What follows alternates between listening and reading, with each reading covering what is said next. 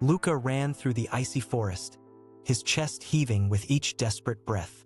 Behind him, the crackle of flames and screams of terror faded into the distance, muffled by the snow-laden trees. Ahead, an ethereal melody floated on the chill air, drawing him onward with its promise of solace and escape. Moments before, Luka had fled his family's modest cottage on the outskirts of the village. His mother, ravaged by the red pox that had swept through the valley, had urged him to run as the king's soldiers advanced with swords and torches. "Go!" she rasped through lesion-mottled lips. "Don't look back." With a final caress of his tear-streaked cheek, she shoved him out the door.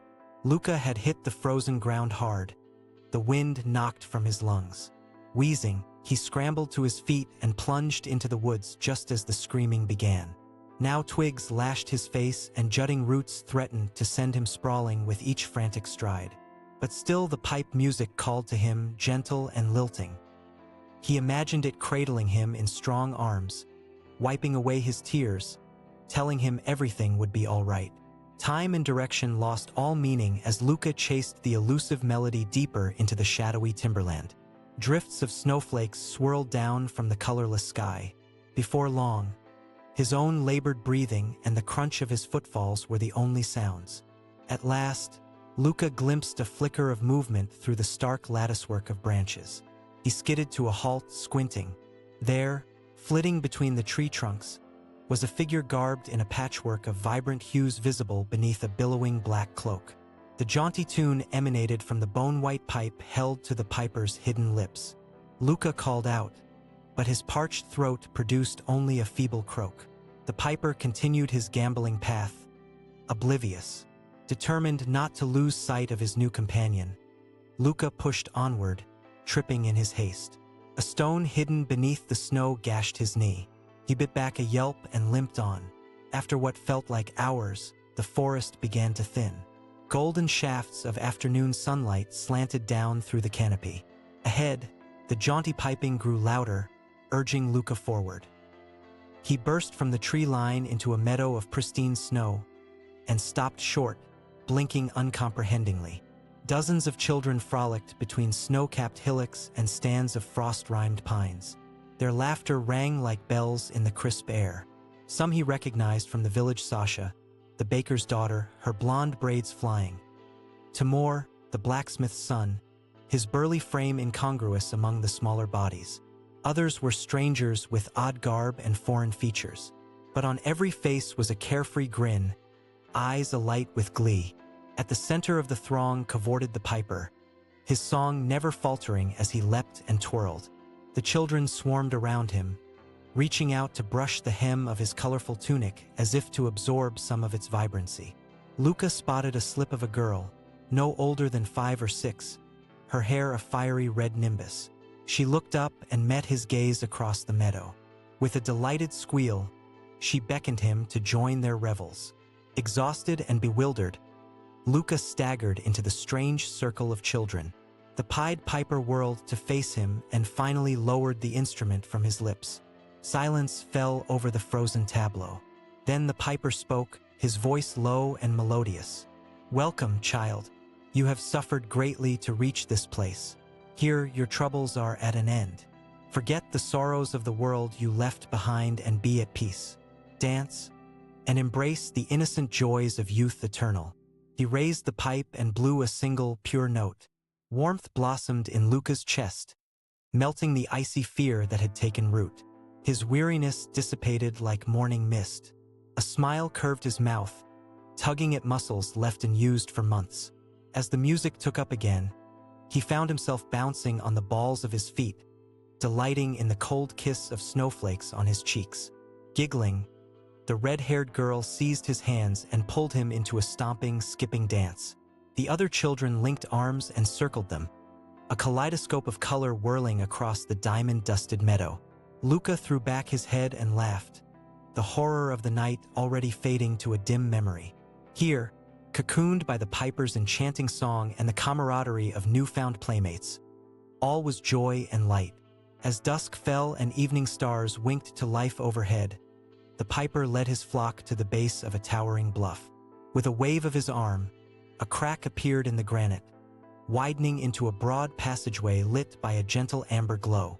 Still dancing, the children processed through the portal and descended a winding stair deep into the earth. Luka marveled at the walls of the tunnel, which sparkled as if studded with countless gemstones.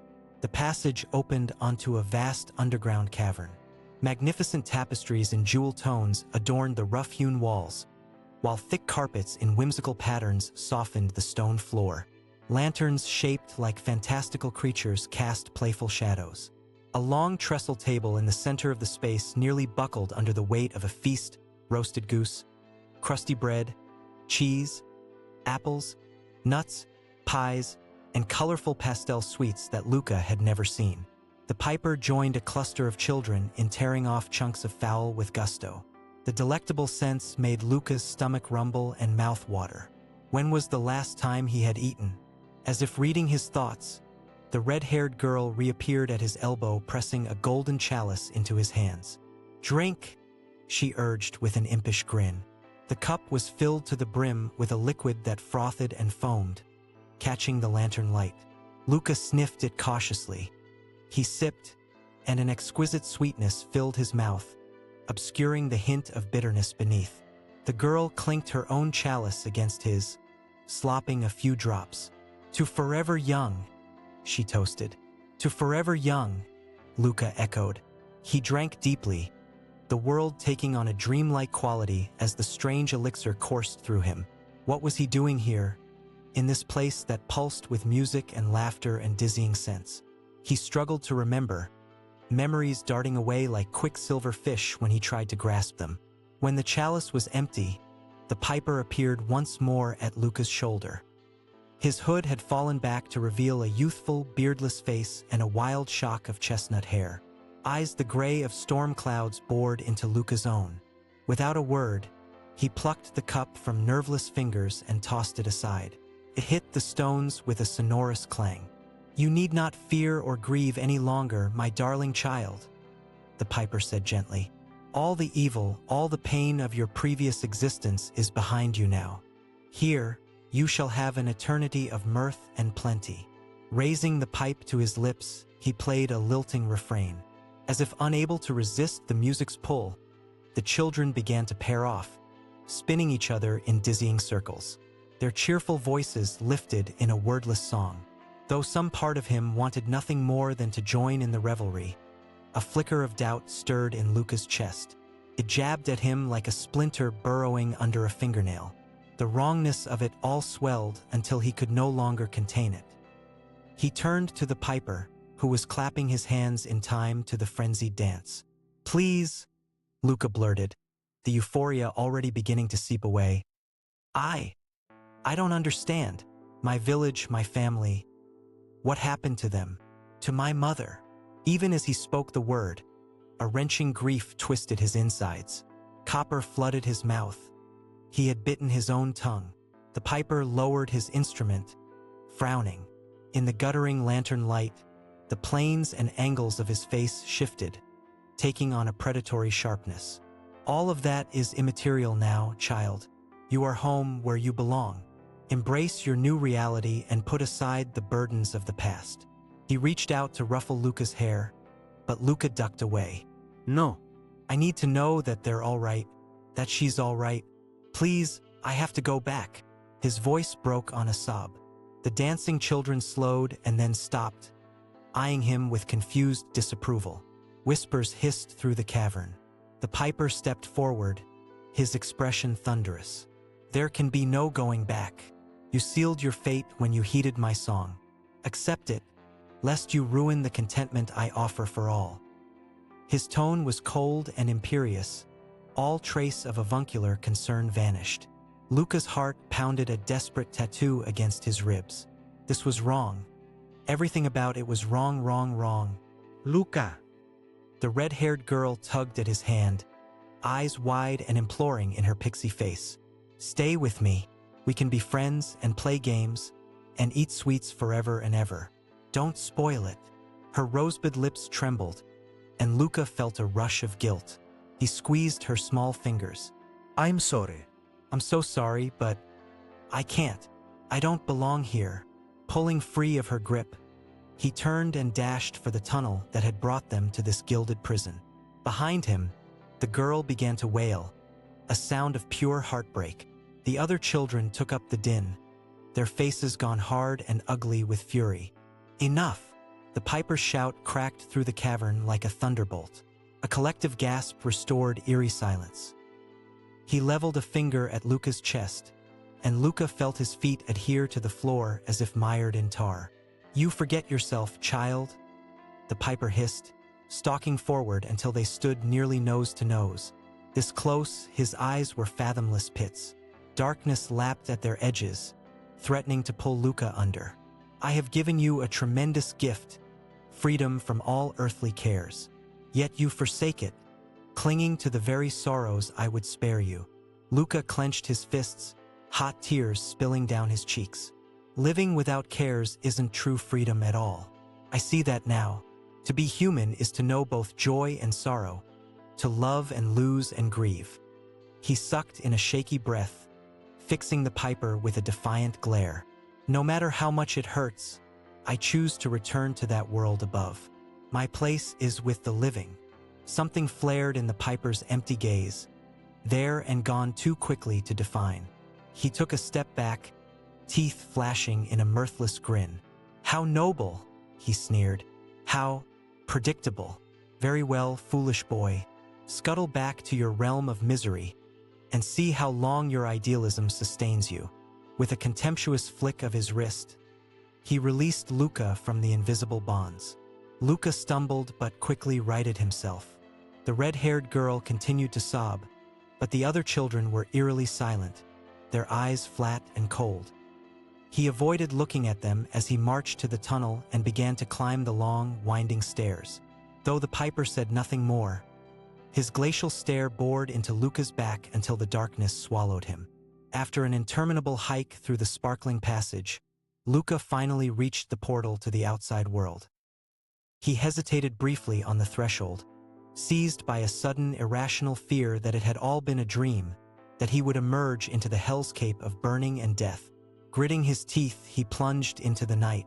The meadow lay still and perfect, a pristine page unmarred by frolicking feet. Moonlight glazed the snowdrifts in silver and shadow. All was silent save for the melancholy sigh of wind through skeletal pines. Luka shivered, pulling his threadbare tunic close. Already, the events in the underground realm felt remote and unreal, like some half-remembered story. But the ache in his chest, the guilt and grief and wretched self-loathing, were all too present. As he set off across the untouched expanse of white, Luka realized he had no idea which direction would lead him home, or what manner of home would be waiting. The piper had said it was impossible to go back. Had he meant it literally? Had the soldiers put the entire village to the torch, as they had done in Pristina and Slatina, leaving naught but charred timber and bones? Luka's last memory was of flames painting the sky the color of a rotting blood orange. He shook himself, dispelling the gruesome images. Picking a direction at random, he struggled forward, snow filling his battered shoes. Despite the frigid air, he felt strangely warm, almost feverish. His head pounded to the rhythm of his labored breaths. Perhaps the piper's magic elixir had contained some noxious poison. He thought sourly. Why spare a victim who refused to play along? Time slipped by in an elastic blur. When he reached the edge of the forest, Luka fell to his knees in the drifts, chest heaving. He knew he should seek shelter, build a fire to stave off the killing cold. But exhaustion turned his limbs to lead. Unwilling to fight it any longer, he curled onto his side and watched the stars wheel overhead through half-lidded eyes. As he drifted into unconsciousness, he thought he heard the spectral strains of pipe music threading through the trees. Luka woke to golden sunlight and a canopy of bare branches. He bolted upright with a gasp, hands scrabbling at his chest and limbs. Though the desperate flight from his village, the piper's haunting melody, and the underground revel all felt seared into his mind's eye, he was astonished to find himself alive and unscathed. No lesions pocked his skin. He seemed whole and brimming with a vigor that had eluded him for months. Had it all been some fever dream, Some dark fairy tale conjured by his own lonely mind? The forest looked different by daylight. No longer did the trees feel sinister, the shadows threatening. He could hear water chuckling somewhere nearby and the tentative chirp of winter birds shaking off sleep. Setting his back to the warming sun, Luka strode with fresh purpose toward the burble of the unseen creek. His parched throat ached for a long, cool drink. When he stepped from the tree line, his jaw dropped. Across a narrow span of rocks, the village sprawled in its shallow valley, wisps of smoke unfurling from stone chimneys. The tidy rows of thatch-roofed houses and shops looked exactly as they had 2 days ago, before the pox and the soldiers and the world turned inside out. For a long, suspended moment, Luka wondered if he had somehow passed into the afterlife without realizing it. Seized by a wild hope, he sprinted across the creek and up the main path. A few villagers out for morning chores stopped their work to stare at him, faces wary and perplexed. He must look a fright, Luka thought, with his wild hair and filthy clothes. He barreled up the path to his family's cottage, heart in his throat, and nearly unhinged the door as he flung himself across the threshold. "Mama!" The desperate cry tore from him, but the kitchen stood cold, the hearth unlit. Ashes from the last fire still smudged the flagstones. Pulse thundering in his ears, Luka turned in a slow circle, taking in the empty room. Everything was exactly where he last saw it, from the half-peeled roots on the cutting board to his father's mud-crusted boots by the back door. The only thing missing was a scream shattered the frozen moment. Luka whirled to see his mother standing at the threshold to the bedroom, one work-worn hand fluttering to her throat. At the sight of her unravaged skin, her thick black hair braided over one shoulder, Luka thought his knees might give out. She was alive and whole, not the wretched creature he last glimpsed across a lake of blood. "Luka!" Her voice trembled around his name. "Is it really you?" In an instant, he was in her arms, face pressed to the warm hollow of her neck. She still smelled, as he remembered, of lye soap and baking bread. Wordless sobs racked them both as she rocked him, running soothing hands over his hair and back as if he were a babe again. "Oh, my sweet boy," she murmured brokenly. We feared the worst." Luka pulled back just enough to search her careworn face.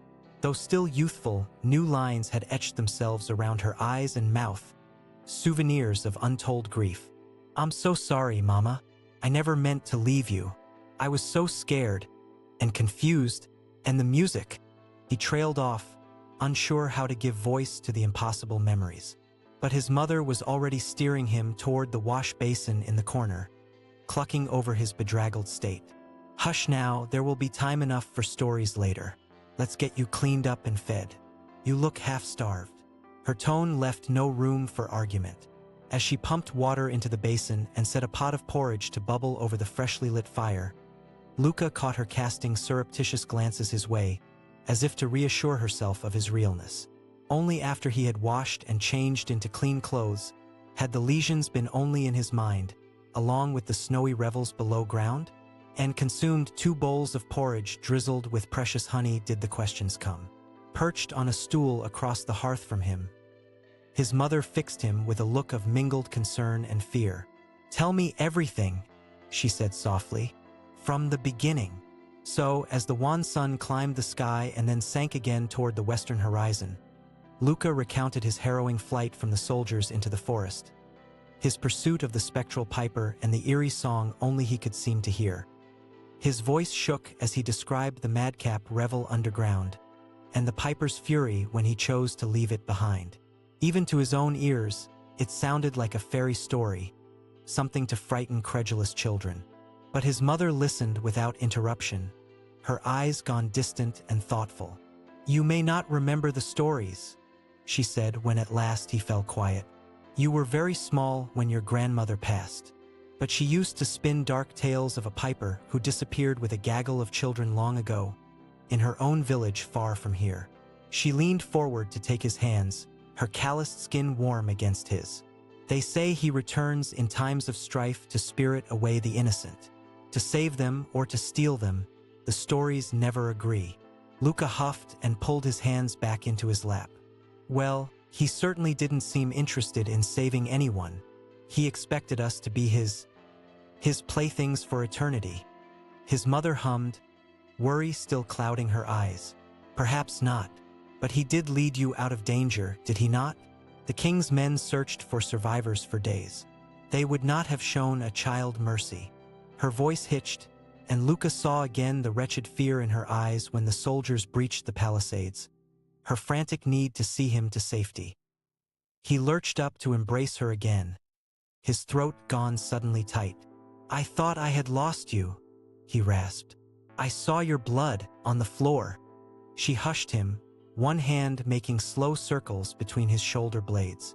A scratch, nothing more. I cut myself in my haste to bar the door. But you are safe now, and that's all that matters. Kissing his brow, she held him at arm's length and smiled a watery smile. Now off to bed with you. We'll talk more in the morning. Luka wanted to protest that he was no longer a child to be ordered about, but a jaw-cracking yawn put paid to any argument. Nodding, he allowed his mother to shepherd him to the small room he had shared with his siblings. 3 empty pallets greeted him, the scratchy blankets untouched since that last awful night. Sorrow squeezed his heart anew. He wondered if they had found refuge with the piper as well, or if their small bodies lay moldering in the village square. Curling up on his own bed, he let silent tears soak the musty pillow until sleep pulled him under. In the deepest watches of the night, Luka dreamed of a meandering tune played on pipes of bone-white wood.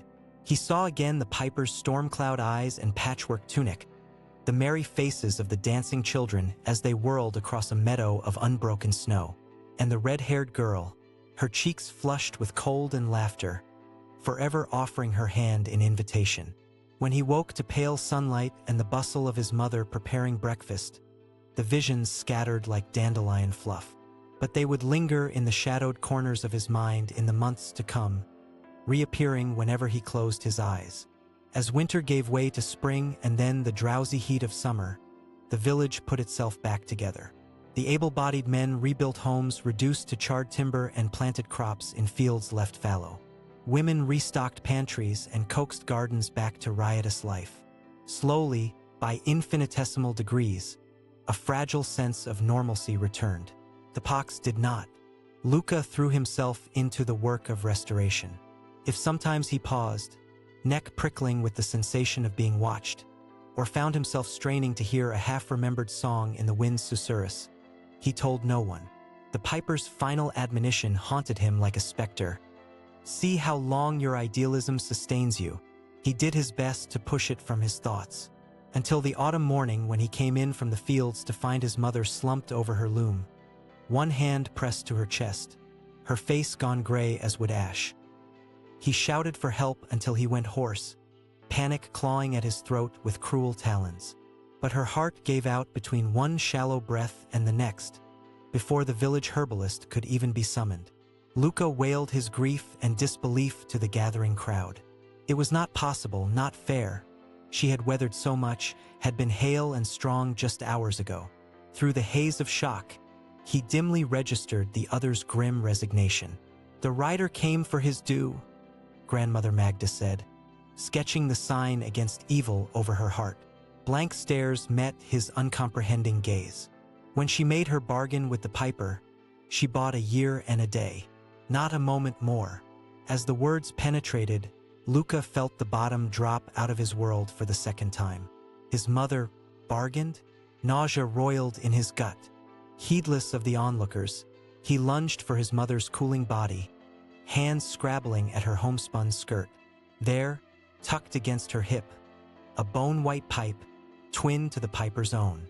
With a roar of anguish, he snatched it up and fled. His feet carried him into the forest, to the forlorn meadow that had once teemed with laughing children. The stream burbled, swollen with early snowmelt. Overhead, geese arrowed south. Sinking to his knees in the frost-crisp grass, Luka lifted the pipe to his lips. The first notes emerged thin and wavering, but as he played, the song twined around him, cradling him in melody and memory. He thought of his mother, the lines of care erased from her face by eternal slumber. The piper's words mocked him anew. All earthly sorrows behind you now. He did not know how long he knelt there, tears freezing on his lashes as the song wound on and on. As the light began to fail, a shadow fell across him. Luka looked up into a face both strange and achingly familiar. Eyes the gray of storm clouds crinkled at the corners. Chestnut hair rioted in the stiffening breeze. The man, could it be a man? Straddled the stream, 1 foot in the mortal realm, one in a place of swirling mist and ribbons of ethereal color. He held out a hand clad in a motley sleeve. "Come, child," the piper said, his voice gentle as snowfall. "You have dwelled overlong with the shades and sorrow. 'Tis time to be free of dolor." With dreamlike slowness, Luka lifted his own hand. He could not remember rising, but he stood now at the piper's side on the bank of the perilous stream. He did not look back. As their fingers twined, the veil between worlds shimmered and parted. A sweet, lilting tune threaded through the mist, brightening as they stepped through. The bone pipe lay abandoned in the frost-brittle grass, its song at last gone silent.